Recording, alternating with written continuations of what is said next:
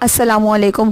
دوستو، غلاف کعبہ پارٹ 1 کی ویڈیو میں میں نے آپ کو رکن عراقی سے لے کر رکن الاسود تک لکھی ہوئی تمام قرآنی آیات کا ترجمہ اور تفسیر بتائی تھی۔ آج کی ویڈیو میں آپ کو رکن شامی سے لے کر رکن عراقی یعنی کہ خانہ کعبہ کی وہ دیوار جس کے اوپر حتیم واقع ہے اور جس کے اوپر محراب رحمت ہے، اس سائٹ پر لکھی ہوئی قرآنی آیات کا ترجمہ اور تفسیر بتاؤں گی۔ سب سے پہلی جو قرآنی آیات لکھی ہے وہ سورۃ البقرہ کی آیت نمبر 197 لکھی ہے، جس میں اللہ تعالیٰ اپنے بندوں سے فرماتا ہے: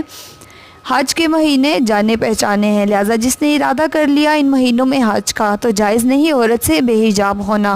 اور فاسق و فجور اور نہ لڑائی جھگڑا حج کے دوران، اور جو بھی کرتے ہو تم کوئی نیک کام اللہ اسے جانتا ہے، اور زیادہ راہ لے کر چلو، بے شک بہترین زیادہ راہ تقویٰ ہے، اے عقل والو مجھ سے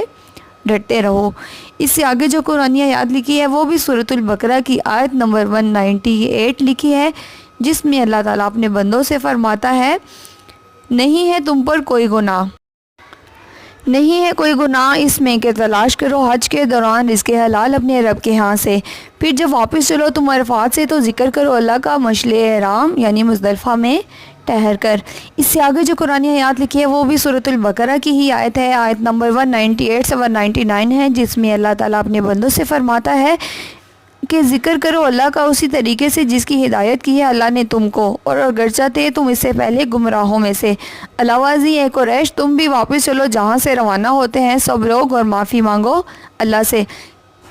کارنر والے بیچ پر سورۃ اخلاص لکھی ہے، اس سے آگے یا رحمان یا رحیم کا بیچ ہے۔ پھر جو قرآنی آیات لکھی ہے وہ سورۃ الحجر کی آیت نمبر 49 لکھی ہے، جس میں اللہ تعالیٰ فرماتے ہیں: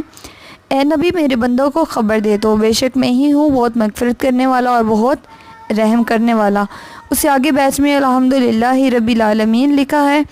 اور اس سے آگے جو قرآنی آیات لکھی ہے وہ بھی سورۃ البقرہ کی ہی آیت نمبر 186 لکھی ہے، جس میں اللہ تعالیٰ اپنے بندوں سے فرماتے ہیں: اور